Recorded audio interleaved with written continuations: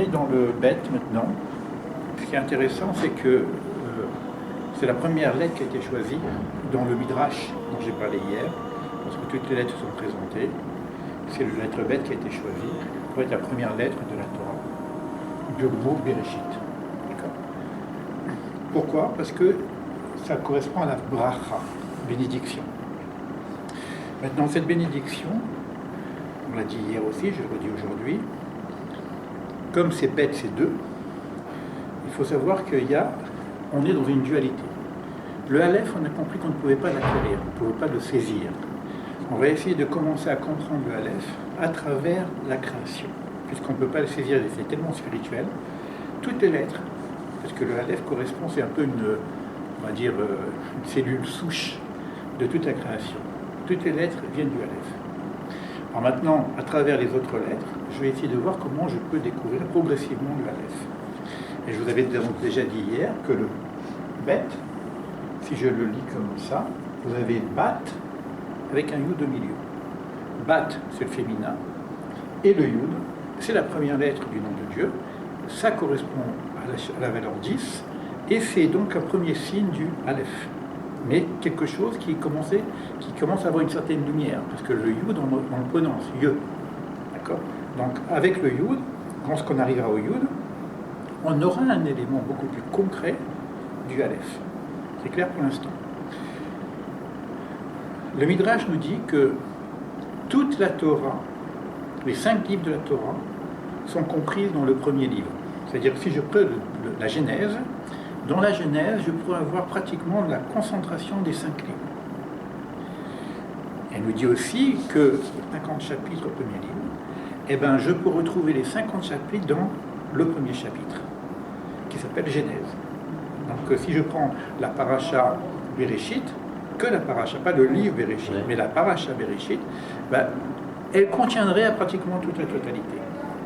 Maintenant, la paracha Bereshit, au premier chapitre, il y a 31 versets. Et le premier verset, Bereshit bara Elokim et Hashamim ve'et haaretz, ce verset-là contient déjà toute la Torah. On pourrait décortiquer ce verset pour trouver la Torah. Et ce verset, qui a 7 mots, il va être concentré dans le premier mot de la Torah, qui est Bereshit. Et on va encore plus loin. Ce premier mot de la Torah Bereshit est compris dans le Bet. Donc si on a le Aleph qui est une cellule souche au niveau spirituel, le Bet va être la cellule souche au niveau matériel. C'est-à-dire qu'on rentre dans le monde. Baït, c'est la maison, c'est-à-dire la maison. Et là, notre monde, c'est la maison. Maintenant, il ne faut pas faire n'importe quoi de cette demeure. Tout le problème qu'il y a pour nous maintenant, c'est qu'on est dans une dualité spiritualité-matérialité, et il faut trouver l'équilibre entre la spiritualité et la matérialité. Et je ne peux pas faire n'importe quoi au niveau spirituel, mais pas non plus n'importe quoi au niveau matériel. D'où tout l'enseignement qu'on va avoir, qui soit un enseignement initiatique au niveau spirituel, mais aussi un enseignement, on va dire, écologique, pragmatique, relationnel, au niveau matériel, pour qu'il y ait un équilibre entre les deux. Bête, c'est deux. D'accord? On est déjà dans la dualité. On est dans le principe bien-mal. Mais on est aussi dans la dualité corps-esprit. Le corps et la neshama. Donc il va falloir trouver l'unité, puisque la quête c'est l'unité, il va falloir trouver l'unité dans cette dualité. Alors je vous avais dit hier, donc, vous voyez donc déjà dans le mot Bereshit, le premier mot Bereshit contient la lettre Bet au début, mais quand je lis Bereshit, vous voyez Bait, Bet, Yud, Tav, ici, comme ici, je l'ai mis en rouge exprès, et vous avez Roche. Ça veut dire quoi? C'est le principe de la maison, c'est une maison. Roche, c'est la tête. C'est quoi la tête de la maison? C'est quoi un Bait Roche? Alors ça veut dire qu'il y a 2 niveaux de maison. Il y a une maison qui est notre demeure, la Terre, on va dire même le cosmos, puisque le cosmos entier participe à la création de l'homme, ça on l'a déjà vu par ailleurs, mais il y a aussi une possibilité dans cette demeure matérielle, qui est la Terre, de faire un sanctuaire, de faire en sorte que cette maison, cette demeure puisse aussi être un sanctuaire de la spiritualité profonde, c'est-à-dire du Aleph, ou du Yod ici. Et c'est quoi? C'est le Beth Midrash, c'est le temple. C'est-à-dire que nous avons, nous aussi, à faire un travail pour que cette demeure devienne aussi un temple pour Akadosh Baruch, qui serait le temple du Aleph, donc le temple de Dieu. Et on sait très bien aussi, le Midrash le dit, Betocham, quand le Shacharti Betocham, et je résiderai en vous, ça ne veut pas dire que je vais résider dans le temple, c'est-à-dire que la construction du temple va être une capacité pour moi de me construire en tant que maison d'accueil à Dieu. Ma constitution, c'est aussi une maison, c'est aussi un réceptacle. Et il faut que je puisse me sanctifier pour être capable de sentir ce Yud qui est à l'intérieur de nous-mêmes. Donc tout le travail est là maintenant, c'est qu'on va être dans un monde matériel et on va mettre une relation entre le matériel et le spirituel, mais il faut qu'on soit une capacité de recevoir ce spirituel, qu'on appelle Kabbalah. Kabbalah, ça veut dire recevoir. Je vous ai dit hier que quand j'étais à Mayanot, j'avais fait ce truc sur Bereshit, d'accord? Et je me suis amusé à prendre le mot Bereshit. Et je vous ai dit que les lettres étaient dansées autour de moi, et elles formaient le premier verset de la Torah. Et c'était quelque chose qui était très très fort pour moi, parce que bon, le texte est très simple, mais quand on l'a mis en scène, ça a été quelque chose d'extraordinaire. Je me rappelle, mon maître Manitou, il était là, et il voulait à tout prix qu'on refasse la scène, etc. Alors qu'est-ce que j'avais fait? Chaque personne était habillée d'une lettre ici, et puis moi j'étais habillé du Lamed. Le Lamed, il tourne. J'ai tourné comme ça avec le Lamed sur le dos, on était comme on a des hommes pancartes, hein. Et puis j'ai essayé de reconstruire le premier verset de la Torah avec le premier mot de Bereshit, mais en utilisant le Lamed qui va être le danseur qui ramène les choses. Alors regardez bien, je vais le faire, je me rappelle, hein, mais je pense que je vais y arriver. Bereshit, le verset c'est quoi le verset? Bereshit, bara Elohim, et Hashamaim, ve et Haaretz. Donc il faut que je reconstruise cette phrase entièrement. Bereshit, c'est fait. Bara, c'est écrit. Bara. Bereshit bara Elohim, le Alamed et le Lamed. Donc je prends le Lamed, il va chercher le Aleph, ça fait El, Elohim. D'accord? Et, vous avez ici Et. Hashamaim, vous avez le Shin qui correspond du Shamaim. Ve'et Haaretz. Alors Haaretz, je n'arrivais pas à écrire le Haaretz. Alors comment j'écris Haaretz? Parce que je n'ai pas le tsadé. D'accord? Et bien j'ai pris le Yud, j'ai pris le Shin, j'ai pris le Resh, j'ai pris le Aleph, et j'ai pris le Lamed. Israël. Parce que la terre, quand on dit Ve'et Haaretz, quand on dit la terre, on parle toujours d'Israël. Donc Bereshit bara Elohim et Hashem Ve'et Haaretz. D'ailleurs, Rashi nous dit que la notion de Bereshit, parce que c'est deux, donc il y a deux principes. Il y a le principe d'Israël, le Yud, et il y a le principe de la Torah. Donc, quand je parle de la terre, ici, dans mon Bereshit, il y a déjà le cœur du Beit HaMidrash, à l'endroit où on doit construire le temple, et on sait très bien que le temple doit se construire à Sion, donc à Jérusalem, donc en Israël. Voilà un petit peu le travail que j'avais fait, que j'ai partagé avec vous. Alors, vous allez voir dans le mot Bereshit, par exemple, on a dit Beit Rosh, mais vous avez aussi, si je prends une autre façon de lire, vous savez que la dernière création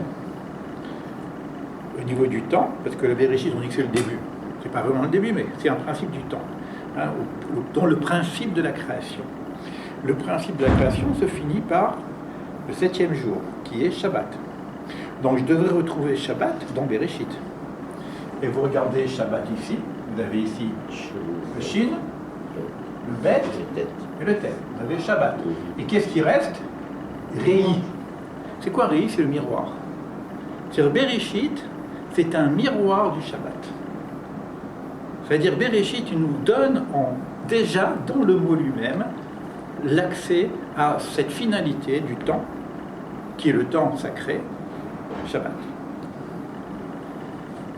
Et il y a beaucoup d'autres choses. Il y a, sachez qu'il y a un livre qui a été écrit par Yaakov Abukatsera, qui reprend le mot Bereshit, et il traduit le mot Bereshit avec 2000 significations. Et c'est pas le top. On pourra en faire beaucoup plus. Hein. Donc, il faut sachez que ce mot Bereshit, et donc l'idée maintenant, c'est de voir qu'est-ce qui se passe au départ. Hier, on a vu que le premier jour, on a fait quoi? Le premier jour, on a créé la lumière, qui est en rapport avec le Aleph. D'accord? Le deuxième jour, qu'est-ce qui se passe? Il sépare quoi? Les eaux d'en haut et les eaux d'en bas. C'est quoi séparer les eaux d'en haut et les eaux d'en bas? C'est séparer le mi du ma. C'est cette maïm qui a été séparée, mais finalement, quand on a séparé les eaux d'en haut et les eaux d'en bas, on a mis le monde spirituel et le monde matériel. Puisque des eaux d'en bas, il va y avoir un rassemblement des eaux pour créer la terre. Troisième jour, d'accord? Donc il va y avoir un mouvement qui va se faire. Et les eaux d'en haut, c'est le mi. C'est la notion de spirituel. Alors si je prends mi, la question quand je dis mi, puisque je suis au début de la création, je dis qui cela? Qui a créé cela? Et si je mets mi et les, parce que les, c'est cela, et vous allez retrouver le mot Elohim. Déjà, dans la question mi, on a le créateur qui a créé le monde. Mi et les. Et ma, c'est quoi? Ma, quoi? On sait que ma, c'est 45. Et Adam, c'est 45. Donc, on a déjà le principe de dualité entre Dieu et l'homme. L'homme qui se pose en question, qui suis-je, mais que suis-je aussi, et qui a créé ce monde. Ça, c'est donc la première question qui va se poser à nous, pour essayer de retrouver le lien par le bête avec Akadosh Baruch Hu. Donc ça veut dire que dès le départ, sachant que je rentre dans la division, dès le départ, le vrai questionnement, c'est le questionnement de retrouver l'unité. Et cette unité, on avait dit tout à l'heure qu'il faut la construire. Alors, on a aujourd'hui, nous, une Torah qui va nous aider un petit peu, à travailler ce cheminement qui nous ramène vers Akadosh Baruch Hu, d'accord? Dans la prière, la voda, tout ce qu'on a déjà dit hier. Mais on vient de dire là aujourd'hui, on est au départ. On n'a pas encore même la Torah. C'est-à-dire qu'on est dans ce qu'on appelle le monde des principes. On est dans le 2. Et le 2, c'est Baït. D'accord? Et là, on va commencer à essayer de comprendre dans les racines des mots quel est le travail que nous avons à faire. Et qu'est-ce qu'on a dit tout à l'heure? C'est qu'il faudrait que ce Baït, cette maison, cette demeure, puisse aussi être une demeure par Akadosh Baruch Hu. Et comment s'appelle la demeure d'Akadosh Baruch Hu? Ça s'appelle Mikdash. Le Mikdash, quand je regarde les chiffres, ici j'ai 300, ici j'ai 100, ici j'ai 40, et ici j'ai 4. D'accord? Ça fait 444. Ça c'est le Mikdash. Et nous sommes dans quoi? Dans le Baït. Et le Baït il fait combien? 400, 10 et 2, 412. Et nous avons ici 444. Donc, comment je passe d'ici à là? Je suis dans les racines des choses. Hein. Comment je passe de ça à là? Et j'ai rien. J'ai pas encore la Torah. Et Abraham Avinu nous a écrit un livre qui s'appelle le Sefer Yetzira. Et c'est quoi le Sefer Yetzira? C'est le secret des lettres et des séphirotes, des lumières. D'accord? Et dans le Sefer Yetzirah, on nous dit, par 32 voies de la sagesse, le monde est créé. Donc on a 32 voies de la sagesse, les 22 lettres et les 10 séphirotes. Eh bien, si j'ajoute les 32 ici, je vais passer ici avec ma maison, je vais intégrer le Sefer Yetzirah, c'est le livre de la formation, et finalement, dans le livre de la formation, j'ai tout le secret de la construction de l'homme, et j'ai aussi tout le... parce que la construction du Mikdash, c'est la même chose que la construction de l'homme. Et bien, quand je fais l'addition, 444. Et voilà, c'est cruauté. C'est-à-dire que dès le départ, on a déjà un enseignement ésotérique qui s'appelle le Sefer Yetzirah. Et ce Sefer Yetzirah, il est construit sur les lettres et les séphirotes. Vous voyez que les patriarches, je disais, ils avaient déjà un enseignement. Et Abraham Avinu, qui avait reçu cet enseignement, que je vous ai expliqué hier de Melchizedek, qui lui-même est Shem, qui lui-même l'a reçu de Noé, qui lui-même l'a reçu d'Adam, d'accord? Il y a une filiation comme ça, et bien ils nous ont écrit le Sefer Yetzirah. De tradition, on dit que le Sefer Yetzirah, qui serait un des premiers livres de Kabbalah, et qui parle que des lettres. Alors, le Aleph, on a dit que c'est l'actif, et le Bet, c'est le réceptif. D'accord? Donc, avec le Bet, je vais construire une maison qui va être un récepteur. Et il faut que le Aleph puisse y être à l'intérieur. D'accord? Le seul problème, c'est que soit je suis réceptif, soit je suis réactif. C'est-à-dire, parfois, je rejette l'idée de Dieu.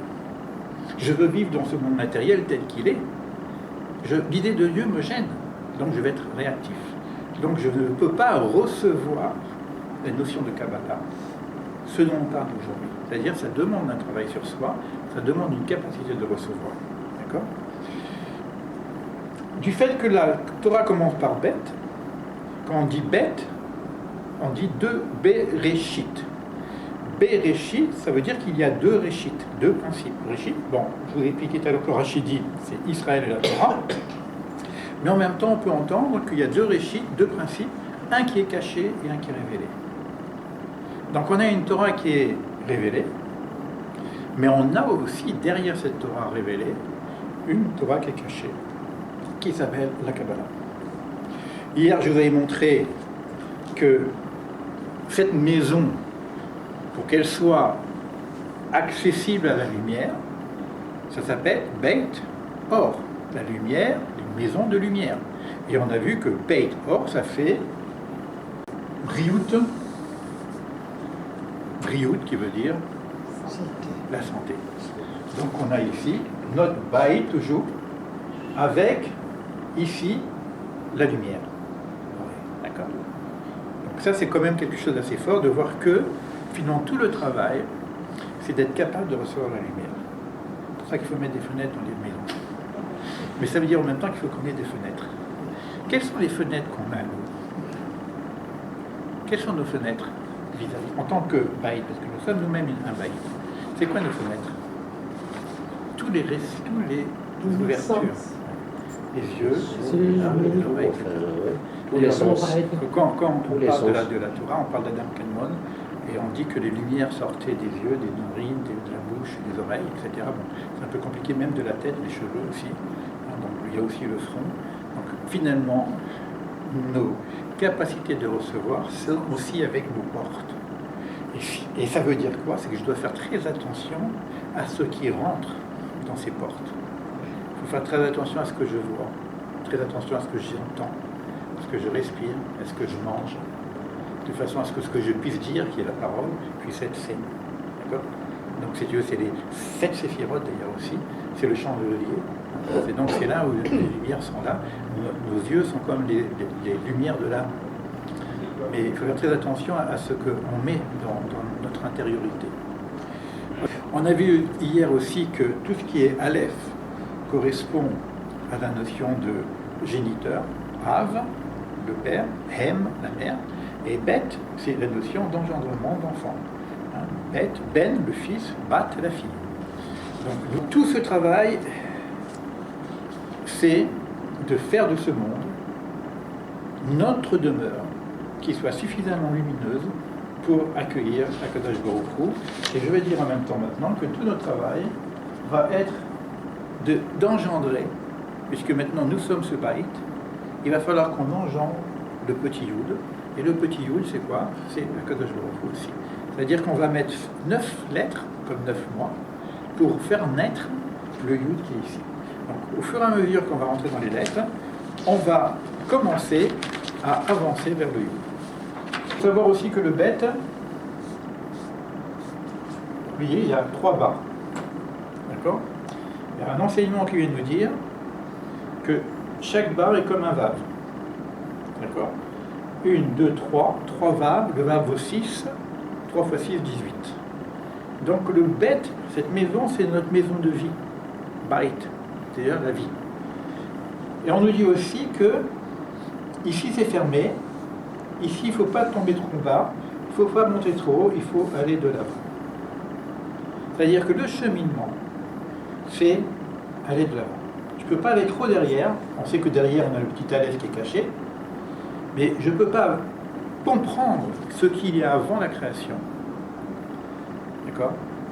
Donc si je veux comprendre, même pour le aleph, hein, on va voir qu'il va falloir que je fais bar, le fils, bara, bar c'est le fils, bara aleph, le fils du aleph. Donc si je rencontrais le aleph, il faut que j'aille dans ce sens-là. Mais je ne peux pas aller dans ce sens-là.